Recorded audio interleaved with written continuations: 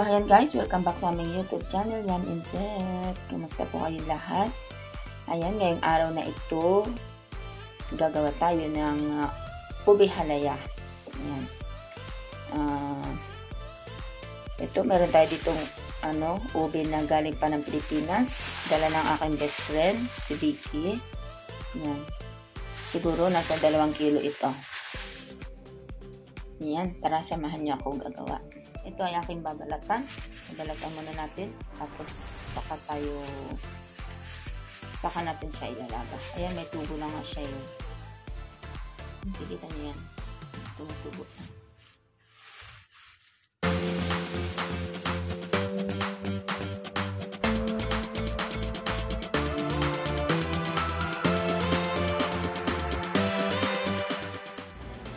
Ayan, tapos ko nang nabalatan.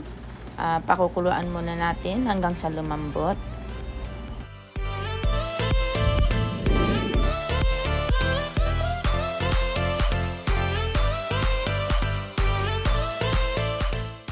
Tingnan natin.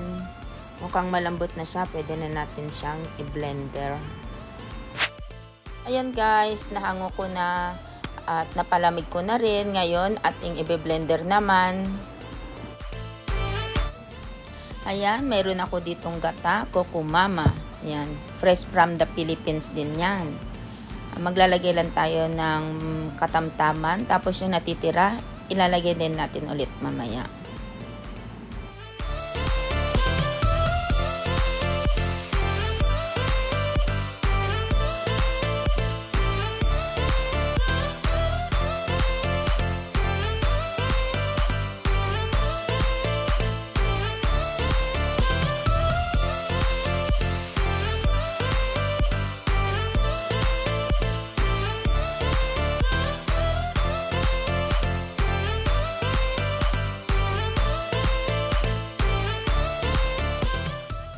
So, ayan guys, dahil isa lang ang ating Kokomama, meron ako ditong coconut cream. Yan, ilalagay natin siya.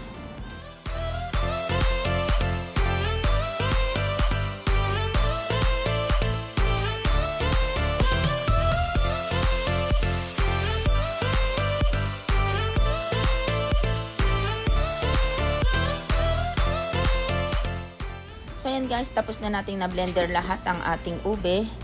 Ating sasalang na, buksan na natin ang kalan at ating lulutuin ito at haluin lang ng haluin para hindi masunog ang kanyang ilalim.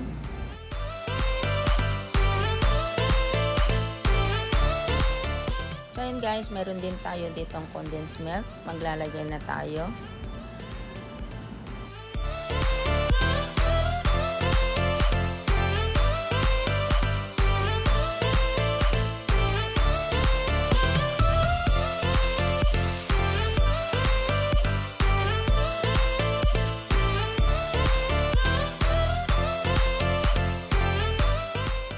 Ngayon guys, maglagay naman tayo ng ube flavor. Ayan, mga 1 kutsarita lang.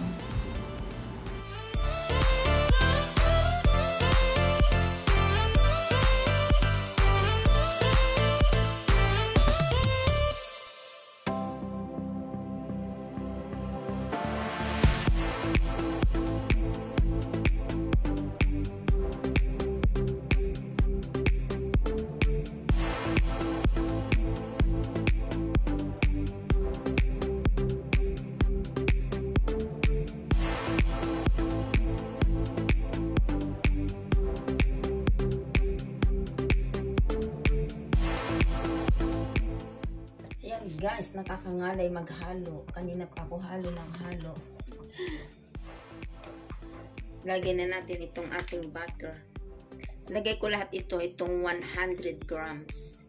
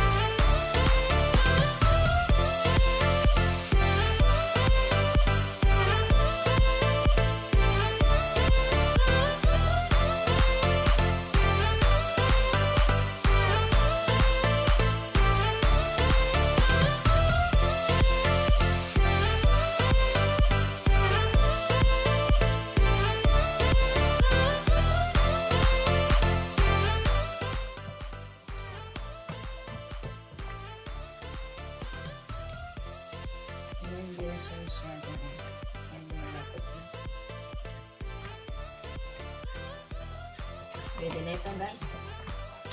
Tanggalin na natin. Patayin na natin ang apoy.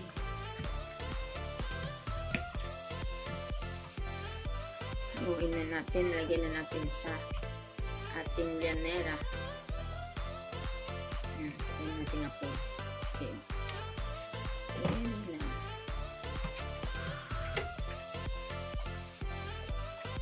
Lagyan natin sa llanera. Medyo marami-rami ito. Kaya sasandukin natin. Hindi natin pwedeng ibuhos na diretso sa llanera. Dito.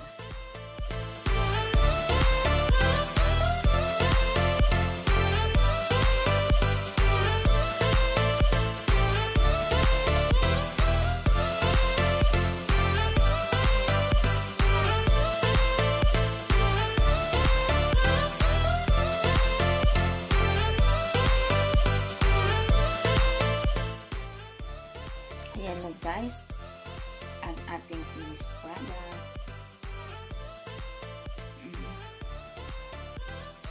Kita nyo.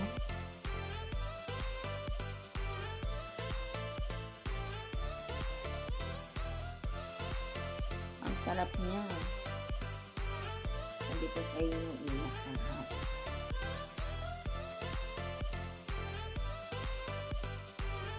So, ayan guys, hanggang dito na lamang ulit.